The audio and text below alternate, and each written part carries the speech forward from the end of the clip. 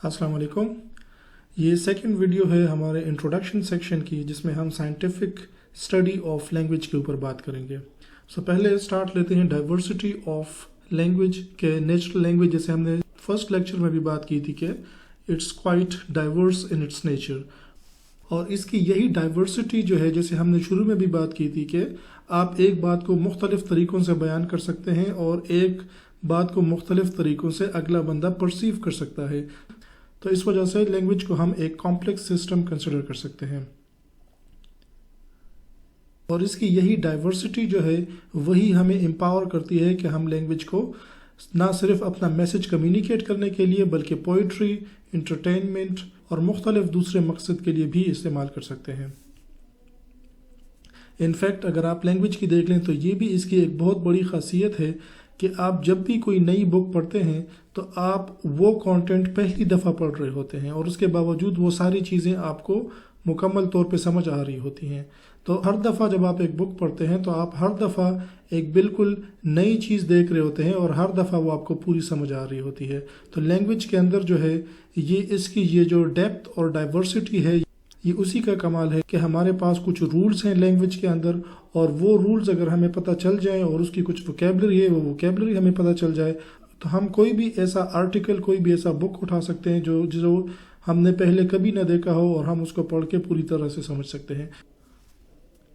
اور اس کو اگر ہم دوسرے اینگل سے دیکھ لیں تو شروع کے ٹائم سے آج تک مختلف بکس اور مضمون وغیرہ جو ہے وہ لکھے جا رہے ہیں کسی بھی لینگویج کے اندر،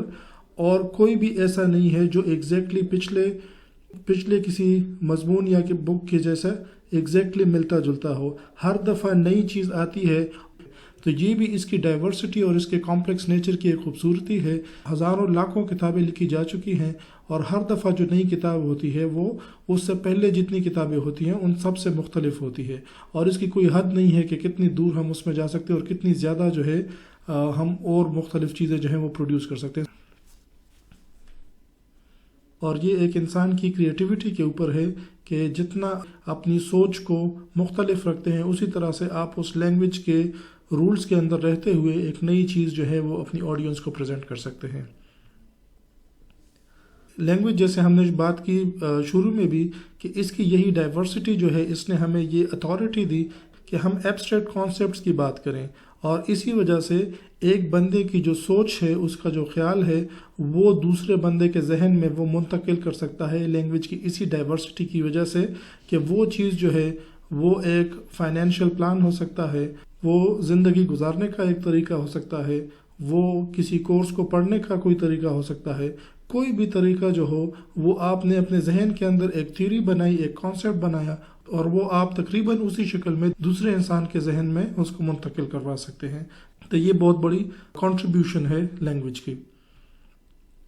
لینگویجز کے اندر فیملیز پائی جاتی ہیں، جس میں ایک لینگویج جو ہے اس کے اندر دوسرے لینگویج کا اثر جو ہے وہ آپ کو ملتا ہے. ہمارے اس ریجن کی لینگویجز کو اگر آپ دیکھ لیں تو آپ کو اس کے اندر پرشین اور عربک کا جو ہے کافی زیادہ اس پہ اثر ملے گا، کیونکہ یہاں کی پرانی اور بڑی سویلائزیشنز جو ہیں وہ گزر چکی ہیں. تو یہاں پہ جتنے لینگویجز ہیں جو ہمارے علاقائی زبانیں ہیں، اس کے اندر آپ کو اس کا اثر ملے گا. اسی طرح سے تاریخ کے اندر جو مختلف واقعات ہوتے ہیں جس میں ایک قوم جو ہے وہ دوسرے قوم پہ حکومت کرنے لگتی ہے، تو اس میں بھی آپ دیکھو گے کہ ان کی جو زبانیں ہیں وہ بھی آپس میں مکس ہو رہی ہوتی ہیں، اور ایک قوم کی زبان جو ہے زیادہ تر جو محکوم ہے ان کی زبان کے اوپر ان کے جو حاکم ہیں وہاں کے الفاظ جو ہے وہ زیادہ تر آ رہے ہوں گے، یا ان کی زبان میں وہ اثر زیادہ آپ کو ملے گا. تو اگر ہم دیکھ لیں کہ اردو جو ہے اس کے اندر فارسی کا اثر ہے، اور پھر اس کے اندر جو ہے عربی کا بھی اثر ہے. اگر ہم اپنی علاقائی زبانیں دیکھ لیں جو اردو سے تھوڑی زیادہ پرانی ہے، آپ کو اردو کے اندر ان کا رنگ بھی نظر آئے گا، اور پھر عربی اور فارسی کے اندر بھی آپ کو دوسری زبانوں کا جو ہے وہ اثر ملے گا. تو اگر ہم اس پورے سٹرکچر کو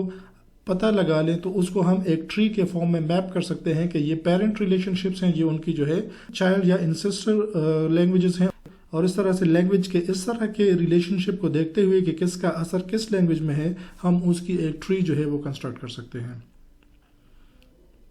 لنگوسٹکس جو ہیں،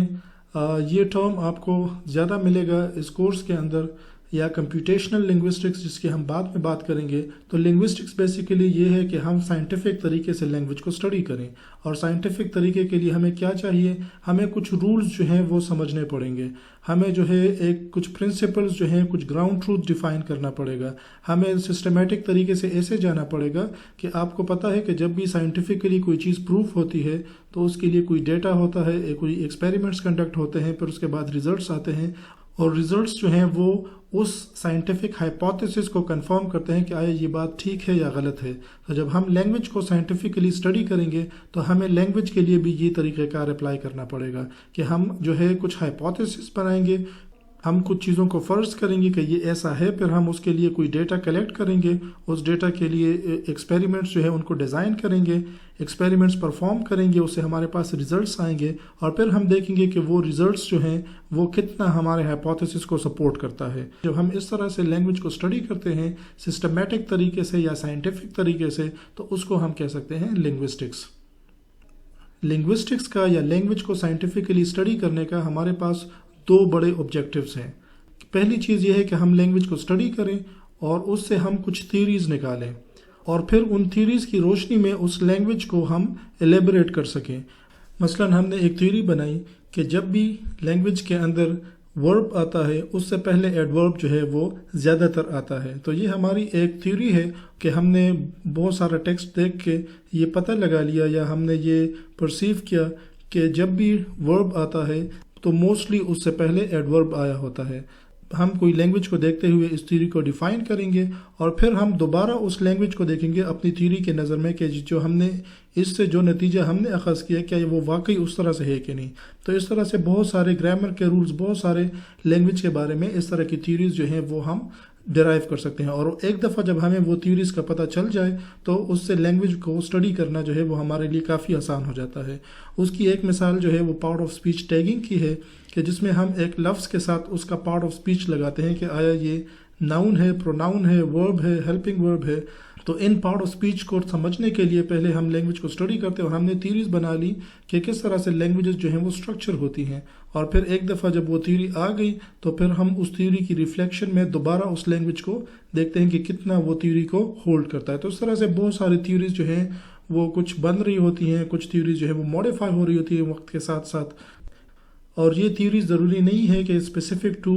ایک لینگویج ہو, بلکہ ہمارے پاس ایسی تھیوریز بھی ہو سکتی ہیں جو ان جنرل سارے